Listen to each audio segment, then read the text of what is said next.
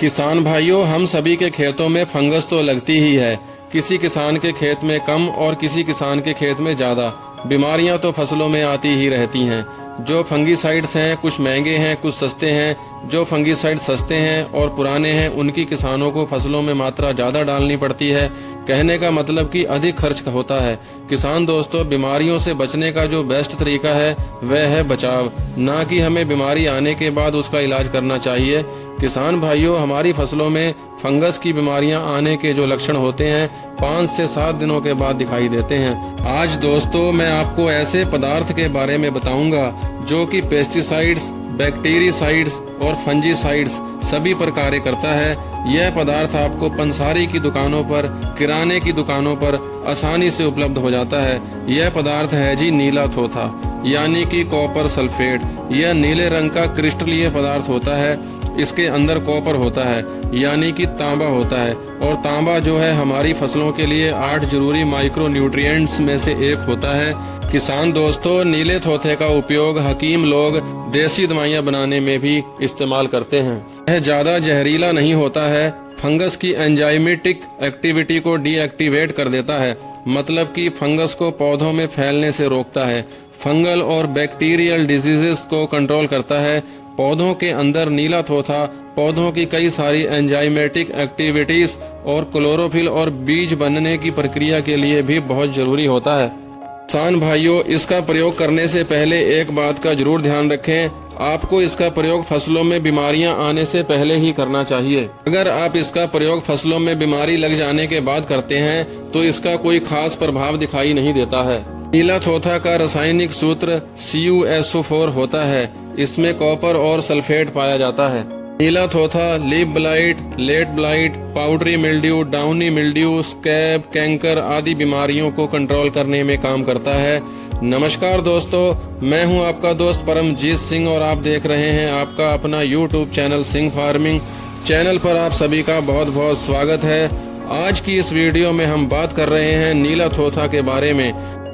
नीला थोथा ही क्यों प्रयोग करना चाहिए, इसका बहुत सारा डाटा मैंने विभिन्न साइट्स से इकट्ठा किया है। इसे फसलों में किस तरह से प्रयोग करना है, बाकी आपकी मेहनत और पैसा भी जिसमें कम लगे और आपको इसके प्रयोग से रिजल्ट भी पूरा मिल सके। भाइयों, कॉपर की कमी होने पर फसलों में कई प्रकार की बीमारियां आने का डर पैदा हो जाता है। किसान दोस्तों, इसकी फसलों में कमी होने पर आपकी फसल के पौधे छोटे व मरे से व इन पौधों में दानों का आकार भी छोटा हो जाता है। किसान भाइयों, आज की इस वीडियो में मैं आपको बताऊंगा कि मैंने अपनी फसल में इसे किस प्रकार से प्रयोग किया, इसकी प्रति एकड़ कॉस्ट क्या पड़ी और इसको खेत में डालने का आसान तरीका कौन सा मैंने प्रयोग किया।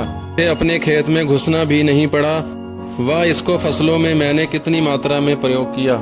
किसान भाइयों, वीडियो में जो आप खेत देख रहे हैं ये पूसा 1692 धान का खेत है। इस खेत में मुझे कहीं कहीं झंडा पत्ती रोग के लक्षण प्रकट हुए, जिसे बकानी रोग भी कहते हैं। इसमें मैंने नीले थोथे का प्रयोग 500 ग्राम प्रति एकड़ के हिसाब से इस खेत में प्रयोग किया था। यह मुझे पंसारी की दुकान से 320 रुपए प्रति किलो के रेट पर प्राप्त हुआ था। मैंने ट्यूबवेल के द्वारा सिंचाई के समय सूती कपड़े में बांधकर सिंचाई वाली नालियों में धान के नक्के के आगे रख दिया और फिर पानी चालू कर दिया। इस प्रकार से यह धीरे धीरे घुलकर पूरे खेत में पानी के द्वारा फैल गया। इसे आप अपने खेत में पीसकर यूरिया में या रेता में मिलाकर भी प्रयोग कर सकते हैं। किसान भाइयों, नीला थोथा को तालाब कूचों में एल्गी यानी कि शैवाल या काई को मारने के लिए भी प्रयोग किया जाता है। इसे 1 एकड़ तालाब में 2 किलोग्राम नीला थोथा ही काफी हो जाता है।